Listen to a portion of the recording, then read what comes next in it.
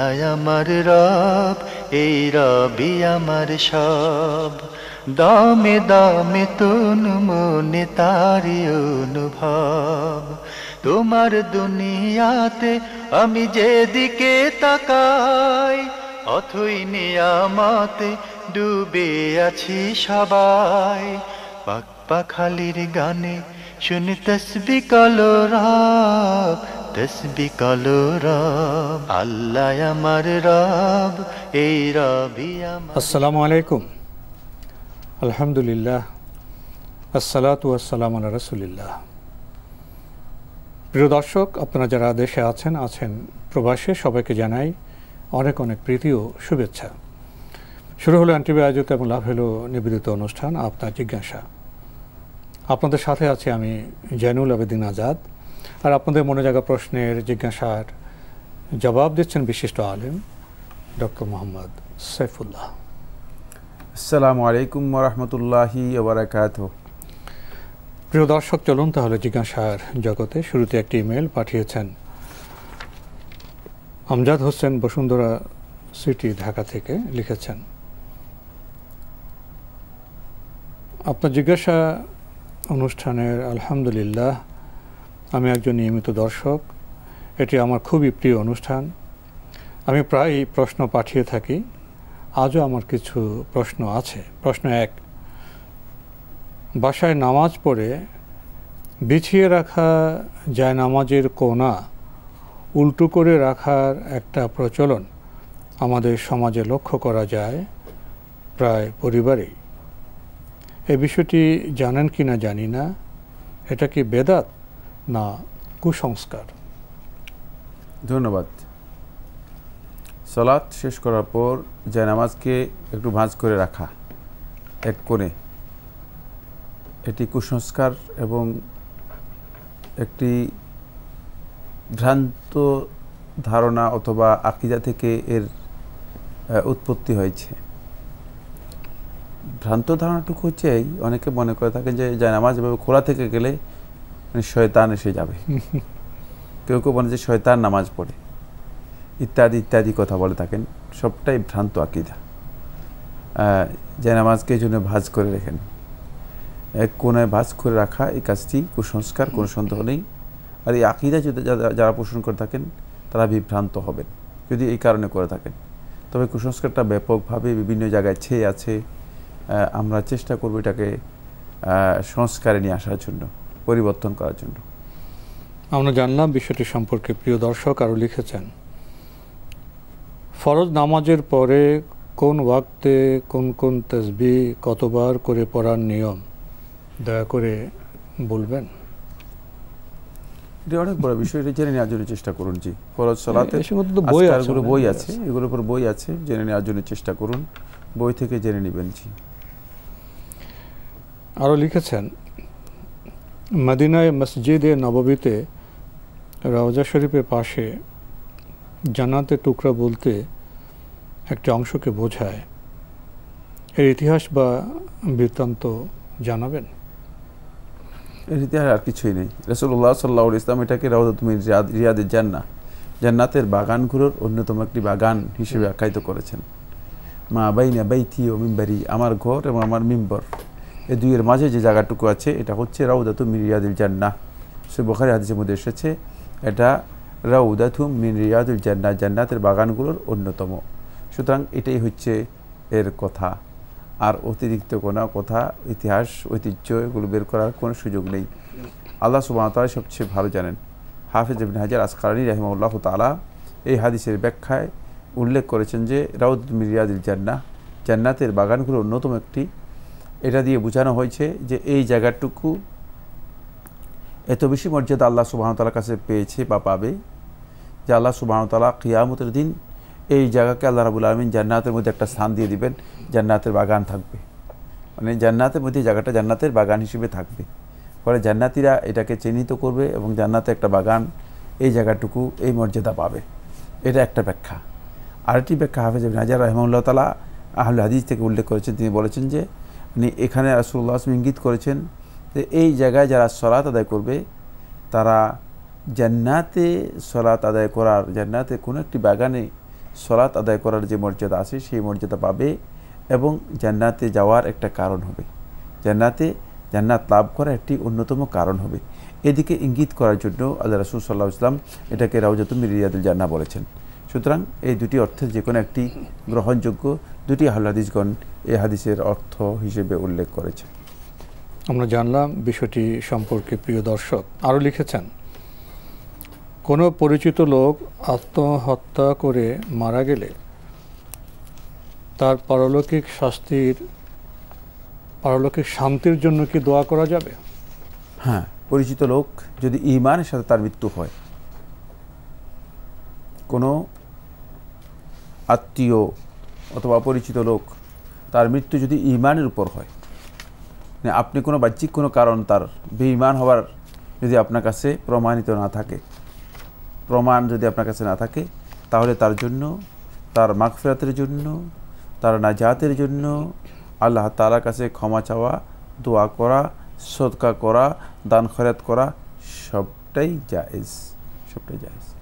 আমরা জানলাম বিষয়টি সম্পর্কে। প্রিয় দর্শক আরও লিখেছেন, আত্মীয়তার সম্পর্ক ছিন্নকারী ব্যক্তি নাকি জান্নাতে যেতে পারবে না। কী কী কারণে আত্মীয়তার সম্পর্ক ছিন্ন হতে পারে দয়া করে বলবেন? এক্ষেত্রে যে কোনো ধরনের খারাপ আচরণ যদি কারণের মধ্যে পড়ে, তবে যে আচরণ করলো সে দায়ী থাকবে, নাকি যার প্রতি আচরণ করা হলো সে দায়ী থাকবে? কারণ খারাপ আচরণের জন্য সে নিজেকে একটু নিরাপদ দূরত্বে রাখতে চায়। হ্যাঁ, যে আত্মীয়তার সম্পর্ক নষ্টকারী ব্যক্তি নাকি জান্নাতে প্রবেশ করবে না, নাকি শব্দ আসবেই না, নাকি টাকি নেই এখানে, একেবারেই রাসূলুল্লাহ সাল্লাল্লাহু আলাইহি ওয়াসাল্লাম বলছে জান্নাতে প্রবেশ করবেই না। সুতরাং নাকি শব্দ দিয়ে আপনি যে প্রশ্ন করেছেন, এখান থেকে বোঝা যাচ্ছে যে আপনার কিছুটা কনফিউশন আছে। এখানে কনফিউশনের কিছুই নেই। আত্মীয়তার সম্পর্ক ছিন্নকারী অথবা নষ্টকারী ব্যক্তি যে নিকট আত্মীয়দের সাথে তাদের প্রয়োজনে দুর্ব্যবহার করে এবং তাদের সাথে স্বাভাবিক সৌজন্যতা বজায় রাখে না, সেই হচ্ছে আত্মীয়তার সম্পর্ক ছিন্নকারী। কোনো ধরনের সৌজন্যতা রক্ষা করে না, তাদের প্রয়োজনে তাদেরকে কোনো, তার সামর্থ্য আছে কিন্তু সহযোগিতা করে না, সে আত্মীয়তার সম্পর্ক ছিন্নকারী ব্যক্তি। সে এই ধরনের একটি কঠিন শাস্তির মুখোমুখি হবে। এরপর আপনি একটি সুনির্দিষ্ট কেস নিয়ে এসেছেন, একটা ঘটনা উল্লেখ করেছেন যে কেউ যদি দুর্ব্যবহার করে, যে দুর্ব্যবহার করে তার সাথে ভালো ব্যবহার করার নাম হচ্ছে আত্মীয়তার সম্পর্ক বজায় রাখা। যে দুর্ব্যবহার করে তার সাথে দুর্ব্যবহার করার নামই হচ্ছে আত্মীয়তার সম্পর্ক ছিন্ন করা। সুতরাং এখান থেকে আমরা আরেকটি বিষয় জেনে গেলাম, দুর্ব্যবহার করলে তার সাথে আপনি সৌজন্য ব্যবহার করবেন, আপনি তার সাথে দুর্ব্যবহার করবেন না। সেল ম্যান কথা আক, যে তোমার সাথে সম্পর্ক ছিন্ন করলো, তোমার সাথে খারাপ ব্যবহার করলো, তার সাথে সম্পর্ক বজায় রাখো। ওয়াফু আম্মান যালামাক, যে তোমার উপর জুলুম করলে তাকে ক্ষমা করে দাও। ওয়া আহসিন ইলা মান আসা ইলাইক, ওই ব্যক্তির সাথে সুন্দর আচরণ করো যে তোমার প্রতি দুর্ব্যবহার করলো। তাহলে আমরা এখানে মূলনীতি কিন্তু পেয়ে গিয়েছি, এটা রাসূলুল্লাহ সাল্লাল্লাহু আলাইহি ওয়াসাল্লামের দেখানো মূলনীতি। তো এই মূলনীতির আলোকে দুর্ব্যবহার করলে আপনি তার সাথে সৌজন্য আচরণ করবেন। সৌজন্য আচরণ করতে না পারাটাই হচ্ছে মূলত আপনার আত্মীয়তার সম্পর্কের ক্ষেত্রে আপনার ঘাটতি আছে, অথবা আপনি আত্মীয়তার সম্পর্ককে যেভাবে তাকদীর বা মূল্যায়ন করা দরকার ছিল সেভাবে আপনি মূল্যায়ন করতে পারেননি, এটাই বোঝা যাচ্ছে, এটাই এই বিষয়ে বোঝা যাচ্ছে। লাস্টে একটি কথা উল্লেখ করেছেন, সেটা হচ্ছে যদি মনে করেন যে কোনো ব্যক্তি আপনার নিকট আত্মীয় আপনার ক্ষতি করবে, তাহলে তার ক্ষতি থেকে বাঁচার জন্য যদি কেউ নিরাপদ দূরত্বে থাকে, এটা আত্মীয়তার সম্পর্ক নষ্ট নয়, সেটা আত্মরক্ষা। সেটা আত্মরক্ষা। এবং সেক্ষেত্রে আপনি সৌজন্যতা, যদি কোনো সৌজন্যতা প্রয়োজন হয় সেই সৌজন্যতা করতে পারবেন, কিন্তু প্রয়োজনের তাগিদে যদি কেউ তিনি নিশ্চিত হন যে, কিন্তু নিশ্চিত হতে হবে যে এই ব্যক্তির সাথে আমার যদি ভালো সম্পর্ক তৈরি করতে যাই, অথবা তার সাথে সৌজন্যতা যদি আত্মীয় হিসেবে যেভাবে করা দরকার সেভাবে করতে যাই, তাহলে তিনি আমার এই ক্ষতি করবেন। সেক্ষেত্রে তিনি আত্মরক্ষামূলকভাবে যদি তার কাছ থেকে দূরে থাকেন, এটা আত্মীয়তার সম্পর্ক নষ্ট করা নয়, এটা আত্মীয়তার সম্পর্ক নষ্ট করা নয়। এক্ষেত্রে তিনি গুনাহগার হবেন না, তবে অবশ্যই তাকে আত্মীয় হিসেবে সৌজন্যতা রক্ষা করবেন। এক জায়গায় গেলেন, দেখা হলো, মানে সালামও দিলেন না, কথাও বললেন না। আরেক জায়গায় একজন দেখা হলো, ওই যে অমুককে চিনি কে, বলে কে না, আমি তো চিনি না, অথচ হতে পারে আপনার ভাই। তো তাহলে কিন্তু আপনি আত্মীয়তার সম্পর্ক ছিন্নকারী প্রমাণিত হবেন। কিন্তু আপনার ভাই আপনার ক্ষতি করতে চাচ্ছে, সেক্ষেত্রে আপনি মানে নিরাপদ দূরত্ব বজায় রাখা আপনার জন্য জায়েজ আছে। তাহলে দুইটা মশালা কিন্তু আমি আলাদা করে বুঝাতে হয়তো চেষ্টা করেছি, আমার জানা নেই বুঝতে পেরেছেন কিনা, অবশ্যই বোঝা দরকার। এই বিষয়গুলো খুবই ইম্পর্টেন্ট। ভাই আমজাদ হোসেন, আপনি সবশেষে লিখেছেন, আমরা নামাজের শেষে যে সালাম ফিরিয়ে নামাজ শেষ করি, এ সালাম আমরা কাকে দেই এবং তখন আমরা কি স্মরণ করব এবং আমাদের স্মরণে কি আসা উচিত, একটু বিস্তারিত জানাবেন? না, কিছুই করতে হবে না, শুধু সালাম আপনি দিবেন, আসসালামু আলাইকুম রহমতুল্লাহ, আসসালামু আলাইকুম রহমতুল্লাহ। এটা হলো সালামের নামাজের শেষ। আর ডানে এবং বামে যারা আছে তাদেরকে সালাম দিচ্ছেন। এই জন্য কোনো ধরনের নিয়ত করার দরকার নেই, কোনো ধরনের মনে কোনো কিছু করার দরকার নেই। আপনি ডান দিকে যারা আছে তাদেরকে সালাম দিলেন। ডান দিকে কারা কারা আছে? ডান দিকে একদল ফেরেশতা আছে, একদল মানুষ আছে। বাম দিকে কারা আছে? বাম দিকে একদল ফেরেশতা আছে, একদল মানুষ আছে। সুতরাং আপনি ডানে বামে সালাম দিচ্ছেন, খুব স্বাভাবিক এবং সহজ কথা। এর জন্য আলাদা কোনো ইন্টেনশনেরও প্রয়োজন নেই, আলাদা কোনো মানে প্রস্তুতিরও প্রয়োজন নেই, কিচ্ছুর প্রয়োজন নেই, আলাদা প্রস্তুতির প্রয়োজন নেই। এটা হচ্ছে স্বাভাবিক কথা। আমরা সালাম দিচ্ছি, আমরা কল্যাণের কাজ করছি। সালামের জি খুবই স্বাভাবিক এবং সুন্দর বিষয়। প্রিয় দর্শক, আমরা জানলাম।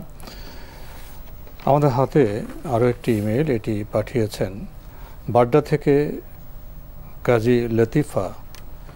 লিখেছেন, বুখারী ও মুসলিম শরীফের একটি হাদিসে বলা হয়েছে, নবী সাল্লাল্লাহু আলাইহি ওয়াসাল্লাম বলেছেন, তোমরা সঠিকভাবে আমল করতে থাকবে এবং মধ্যম পন্থা অবলম্বন করবে। সকাল সন্ধ্যা ও রাতে কিছু আমল করবে।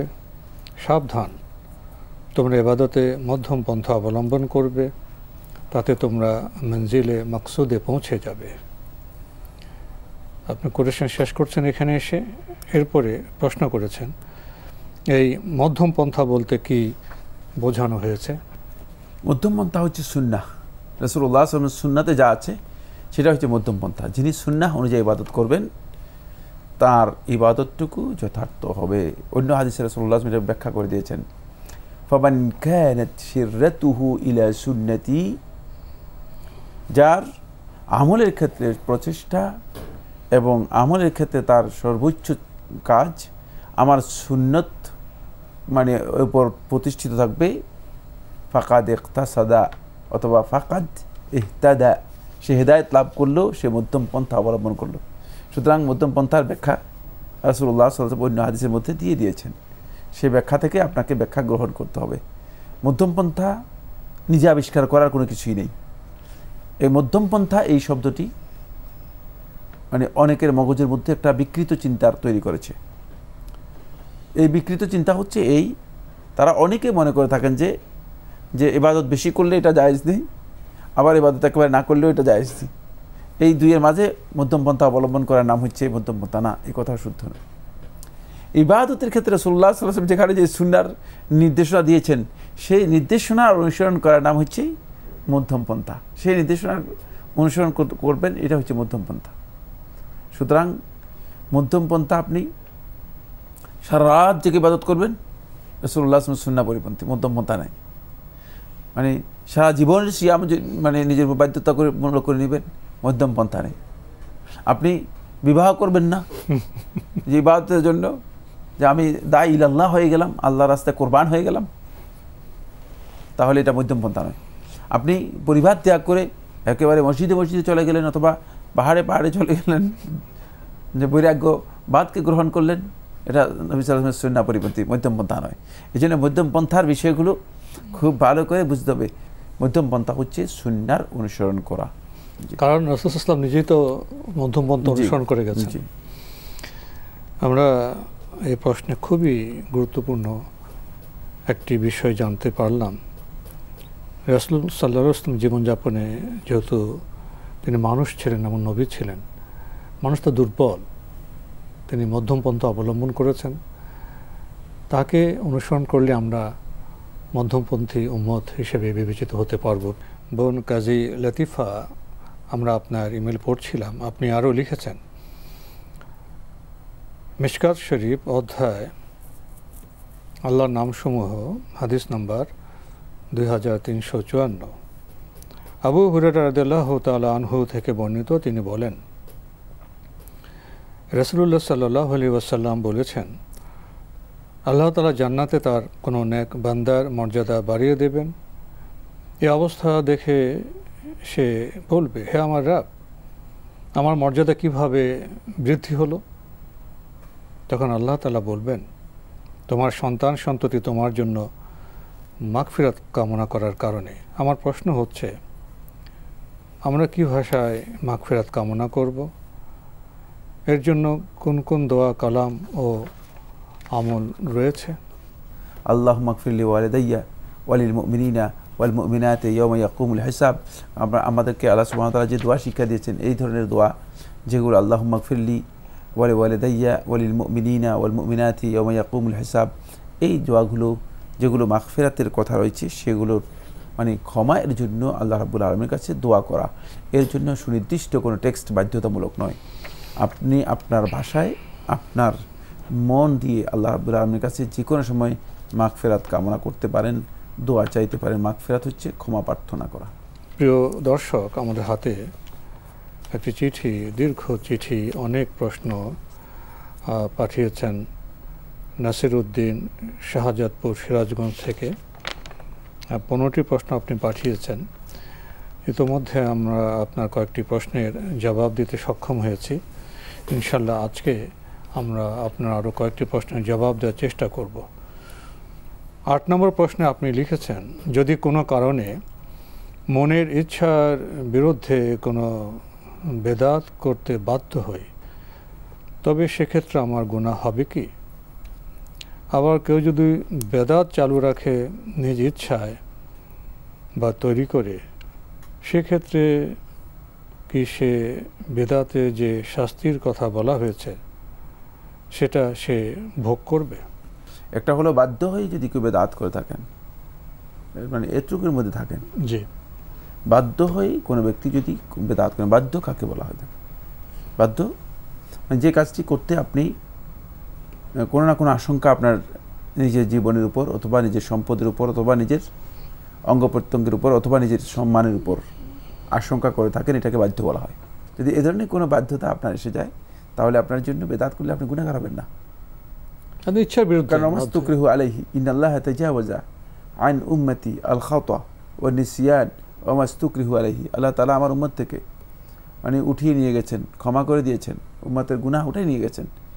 আনিল খাতা, ভুল, নিসিয়ান, বিস্মৃতি, যে কোনো কারণে বিস্মৃত হয়ে গেছে, ও মাস্তুকরিহু আলাইহি, এবং যে কাজে তাদেরকে বাধ্য করা হয়েছে, বাউন্ড করা হয়েছে, যে কাজের ব্যাপারে জোরপূর্বক তাদের উপর চাপ দিয়ে শক্তি প্রয়োগ করে করতে তাদেরকে বাধ্য করা হয়েছে। সুতরাং বেদাতের ক্ষেত্রে যদি কোনো ব্যক্তি তিনি বাধ্য হয়ে যান, তিনি যদি বেদাত করে থাকেন, তিনি গুনাহগার হবেন না, তিনি গুনাহগার হবেন না। এই জন্য তার কোনো কিছু করতে হবে না। পরবর্তীতে তিনি শুধু আল্লাহ তাআলার কাছে ক্ষমা প্রার্থনা করবেন, আল্লাহ সুবহানাহু ওয়া তাআলা ইনশাআল্লাহ তাআলা ক্ষমা করে দেবেন। এরপরে যে বিষয়টি আপনি যুক্ত করেছেন সেটা আরেকটি বিষয়, সেটা এর সাথে যিনি নিজের ইচ্ছা এবং তৈরি করে, হচ্ছে কোনো ব্যক্তি যদি বেদাত তৈরি করেন, বেদাতকে প্রমোট করেন, সে ব্যক্তি হচ্ছে প্রকৃত বেদাতি।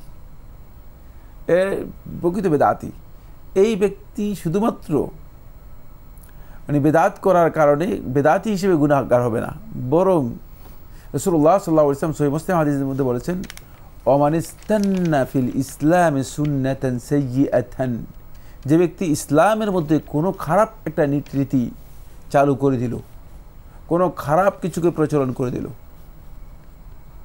তাহলে এই খারাপ কিছুকে প্রচলন করলে ফাআলাইহি বিজরুহা, তার উপর এই খারাপ কাজের যত গুনাহ আছে, যত শাস্তি আছে, সবটা তার উপর বর্তাবে। ওয়া ওয়িজরু মান আমিলা বিহা, এবং তার পরবর্তীতে এই খারাপ কাজ যত লোকে করবে, মাল্টি লেভেল মার্কেটিংয়ের মতো, মানে যত লোক পরবর্তীতে এই কাজের সাথে ইনভলভ হবে, যত লোক এই কাজের মধ্যে সম্পৃক্ত হবে, সকল লোকের খারাপের যেই অপরাধের যে গুনাহ আছে এই গুনাহ তার উপর বর্তাবে, ভয়াবহ অবস্থা হয়ে যাবে। সুতরাং সে মানে এটা আর ওটা এক জিনিস নয়, এটা সম্পূর্ণ আলাদা বিষয়।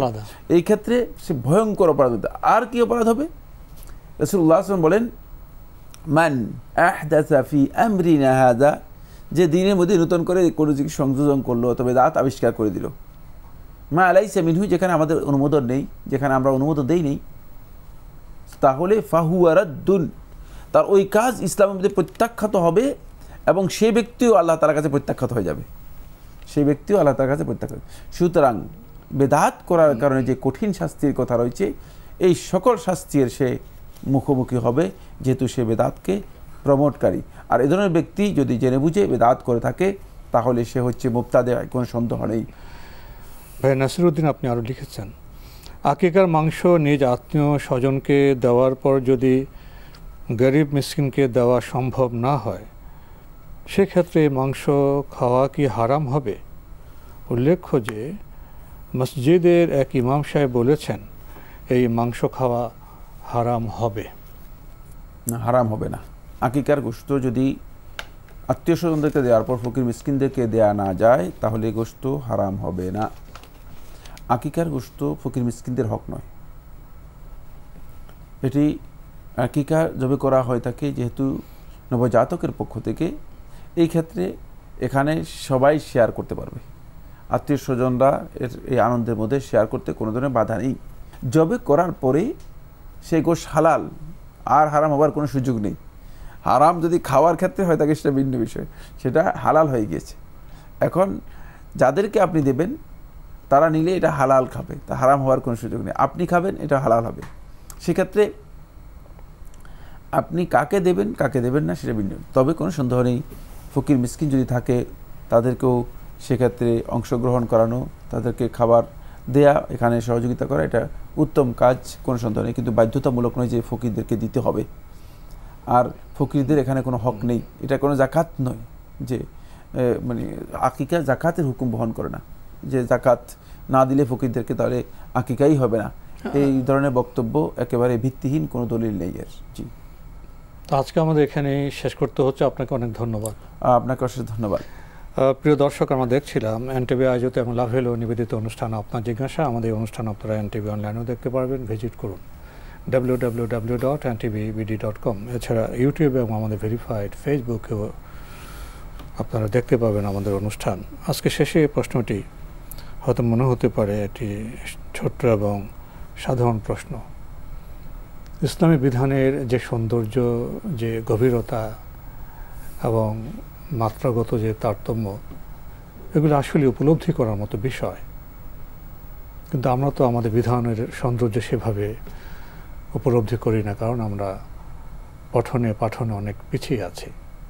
আসুন পঠন পাঠন আমরা অগ্রসর হই, তাহলে আমরা পুলকিত হব, আনন্দিত হব ইসলামের ছোট বড় নানা মাত্রার বিধানে কি সৌন্দর্য, কি কল্যাণ, কি সুরভি সুপ্ত আছে। আসুন না আমরা কিছুটা সময় ব্যয় করি ইসলামের বিধানগুলি জানার জন্য, সৌন্দর্যকে ছড়িয়ে দেওয়ার জন্য। চিঠি লিখুন, প্রশ্ন পাঠান আমাদের ঠিকানায়। পরিচালক আপনার জিজ্ঞাসা, এনটিভি, বিএসসিসি ভবন, 7ম তলা, 102 কাজী নজরুল ইসলাম অ্যাভিনিউ, কারওয়ান বাজার, ঢাকা 1215। ইমেল অ্যাড্রেস আপনার জিজ্ঞাসা @ntvbd.com। প্রিয় দর্শক, মহান আল্লাহ আমাদের সবাইকে নিরাপদে রাখুন, রাখুন শান্তিতে। আসসালামু আলাইকুম।